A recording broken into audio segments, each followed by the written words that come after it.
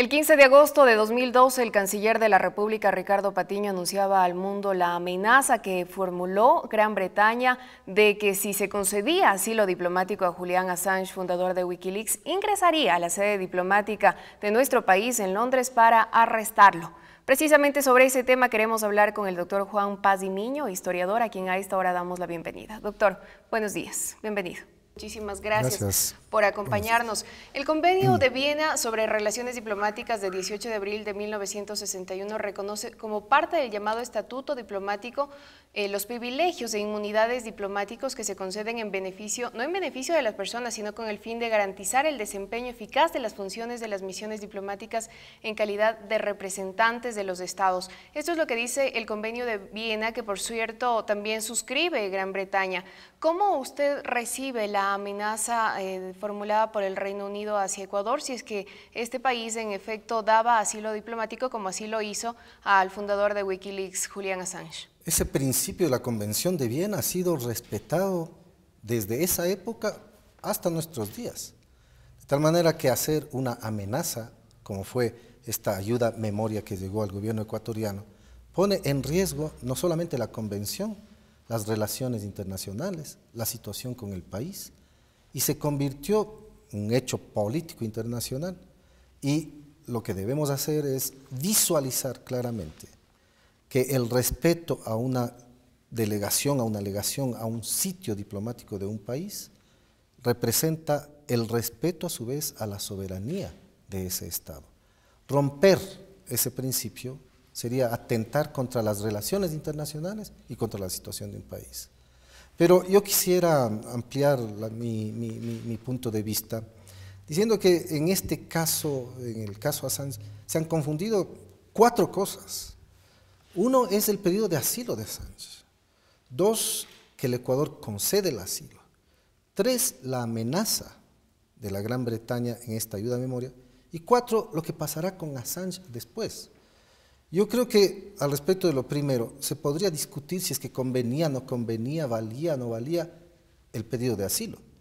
Pero cuando fue concedido el asilo, desde ese momento, esa concesión es un hecho jurídico que ha pertenecido a la soberanía del Ecuador y que debe ser respetado. Respetable por todos los países del mundo, y nadie podía cuestionarlo. Una vez concedido, está hecho, y de tal manera que eso es de respeto mundial. Tres, una amenaza es inconcebible, tanto en nuestros días como en las relaciones internacionales. ¿Qué tal si Ecuador opera de la misma manera frente a las delegaciones diplomáticas de cualquier país en nuestro país? Simplemente no es concebible. El presidente Rafael Correa precisamente se refería a eso en una entrevista en estos días y decía, ¿qué pasaría si es que pasa lo mismo con una embajada de Estados Unidos? ¿Sería un problema bilateral o sería un problema mundial? Es un problema mundial. Pondríamos un ejemplo desastroso para el mundo. Si mal no recuerdo, hay un acontecimiento en la época de este dictador García, en Guatemala, cuando entra a la embajada de España, donde se habían refugiado una cuarentena de indígenas, y allí, bueno, arrasaron, mataron a todos prácticamente. Eso se convirtió en un escándalo mundial. No es concebible en el mundo contemporáneo que se atente contra la delegación diplomática de un país. Y podríamos discutir incluso qué pasa después con Assange, qué va a pasar, vendrá, no vendrá, se le dará el salvoconducto, no. Pero dos cosas son inamovibles e indiscutibles. La concesión del asilo, desde el momento en que fue dada, tiene que ser respetada internacionalmente. Y dos, la inviolabilidad de una delegación diplomática. Esto no solo con el gobierno de Rafael Correa, en cualquier gobierno y con cualquier Estado, porque son principios internacionales, universales. Ahora, el Reino Unido ha dicho que Ecuador malinterpretó esa ayuda a memoria, pero parece que la misma lectura tuvo la Alianza Bolivariana para los Pueblos de Nuestra América, ALBA, que se reunió el sábado en Guayaquil, y UNASUR, que también se reunió en esa misma ciudad el domingo, que apenas tardó 20 minutos para tomar una resolución y apoyar a Ecuador y condenar la amenaza británica. Bueno, felizmente existe el documento está en español, y en el documento uno puede leer claramente que allí hay una amenaza de incursionar en la Embajada del Ecuador en Londres. Además que no se ha retractado Reino Unido. Se retracte o no, lo cierto es que ese documento hubo, es un documento oficial y ese documento es inadmisible internacionalmente. De allí la solidaridad de toda América Latina, de otros países, de intelectuales, académicos, diplomáticos en todo el mundo.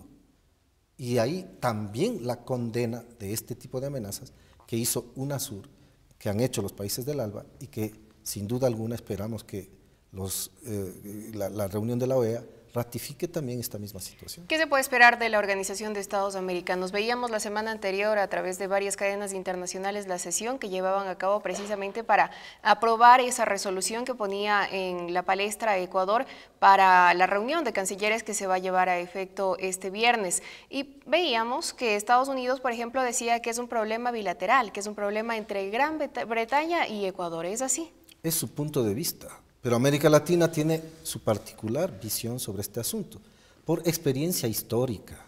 No es un asunto reciente. Nosotros tenemos suficientes antecedentes en nuestra historia para pensar que en la geopolítica mundial las grandes potencias siguen sintiéndose a veces como potencias coloniales en las relaciones con nuestros países. Y eso ya se acabó desde la época de la independencia a inicios del siglo XIX. Lo que sucede es que hemos tardado casi 200 años a que toda América esté bien unida en la defensa de principios de soberanía y de dignidad.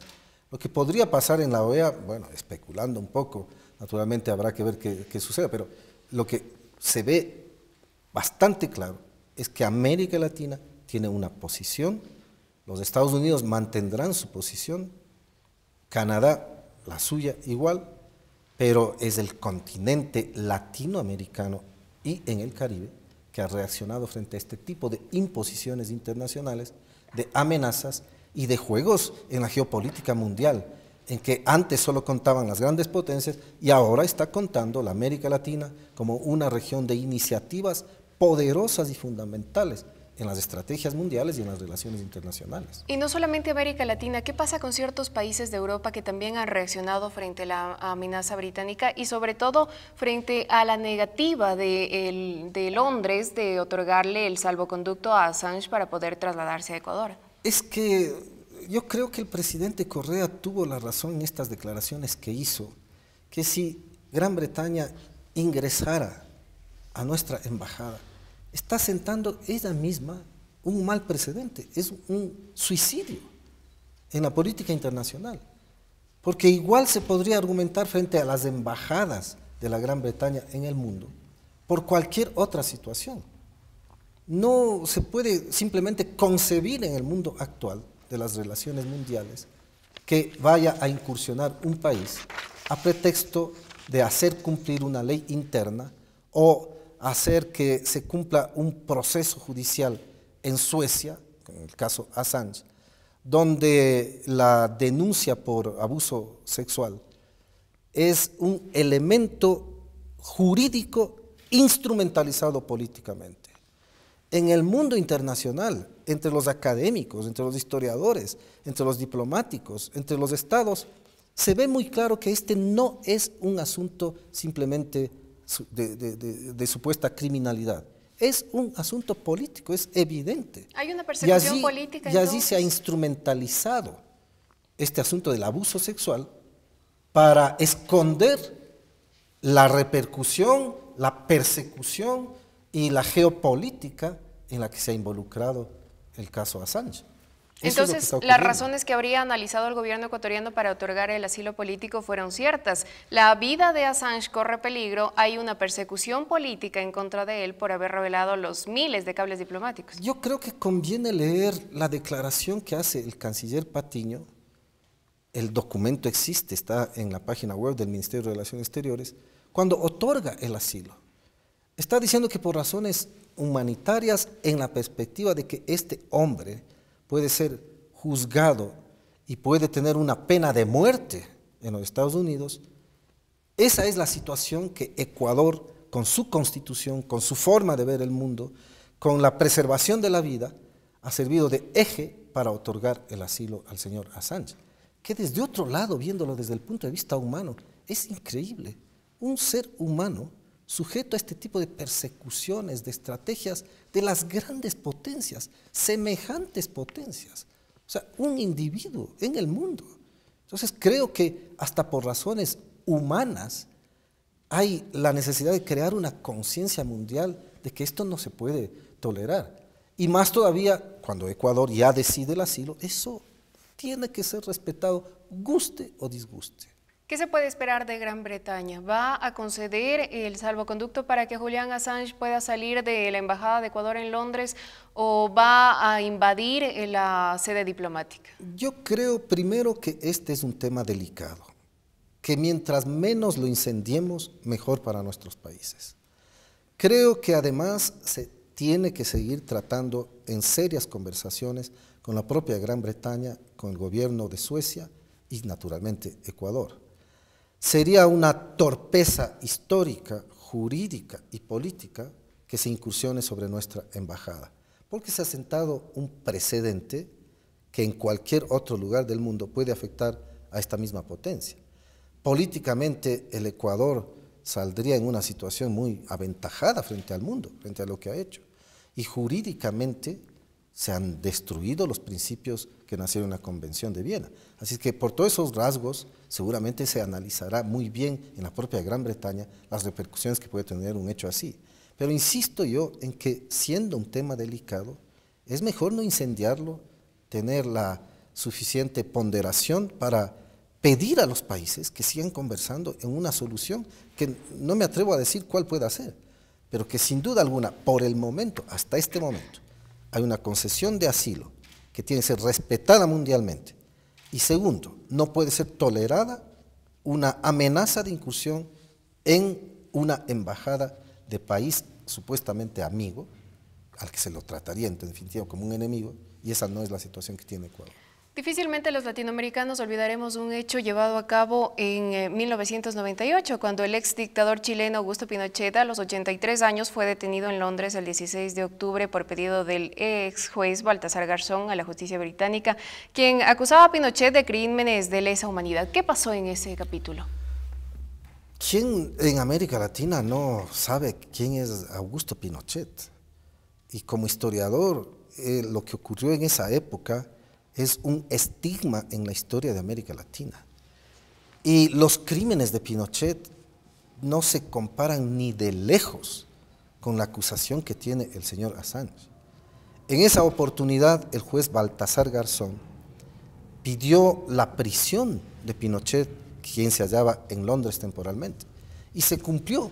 Hubo una detención de Pinochet en una casa, el nombre no recuerdo, pero no fue en prisión.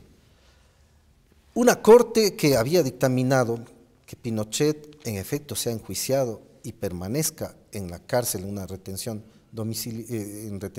domiciliaria, eso con las presiones internacionales que hubo en aquel momento, por cierto, de las mismas grandes potencias que por debajo se movían al respecto. Bueno, una segunda corte, el momento en que a Pinochet le calificaron de no estar apto mentalmente para seguir un juicio. Un psiquiatra mandó un certificado dictaminó enseguida su libertad y en cuestión de horas Pinochet estuvo fuera. Esa agilidad con Pinochet, bueno, no se observa en el caso del señor Assange. Y por eso es que habrá que lamentarse siempre que este hombre, Augusto Pinochet, no haya sido juzgado por la humanidad entera por esos crímenes cometidos. Insisto, ese no es el caso del señor Assange. Y aquí hay una situación que tiene que ser examinada con diplomacia y ponderación, sin duda alguna. ¿Quedan al descubierto nuevamente entonces las intenciones políticas o los nexos políticos de ese país, me refiero a Reino Unido, con América Latina? Voy a hacer otra comparación. Y Posada Carriles en los Estados Unidos. Venezuela y Cuba piden la extradición de una persona que se comprobó que hizo explotar un avión en el aire donde mueren 120 personas. Y se lo tienen en los Estados Unidos, libre, pese a que hay estos pedidos bajo comprobación directa de este acto terrorista. Entonces, cuando el presidente habla de la doble moral en las relaciones internacionales, tiene mucha razón. Esa doble moral yo creo que América Latina la está cuestionando cada vez con más firmeza y se está demostrando al mundo. Y cuando uno observa los Wikileaks, se evidencia que ha habido no solamente una doble moral, sino un juego atentatorio contra varios países en las acciones de agencias secretas que no tienen empacho alguno en desestabilizar gobiernos y en trabajar supuestamente para el servicio de la gran nación, pero en contra de los intereses de nuestros pueblos. Entonces, si algo ha hecho Wikileaks es descubrirnos el secreto de este tipo de acciones condenables en el mundo y que no pueden ser consideradas acciones de defensa de la soberanía o de la seguridad nacional, sino acciones de atentado a la seguridad y a los intereses de otros países. Y cabe decir que tampoco han sido desmentidos por ningún miembro de la diplomacia estadounidense. Algo que los historiadores ya sabemos desde hace años. Era un secreto a voces. Mucho eso. Lo que sucede es que a veces faltan ciertas pruebas más directas para comprobar los hechos. Pero estos Wikileaks lo que han servido es para comprobar asuntos que ya los investigadores las hemos planteado desde hace mucho tiempo. Doctor, muchísimas gracias por acudir esta mañana a nuestros estudios. Gracias. Quisiéramos reiterar en algo, el derecho de asilo es un derecho internacional de los derechos humanos que puede disfrutar cualquier persona fuera del país de origen en caso de persecución política o para huir de las condiciones económicas o medioambientales. Así lo establece el artículo 14 de la Declaración Universal de Derechos Humanos. Con esto llegamos a la parte final. Muchísimas gracias por su sintonía. Hasta la próxima.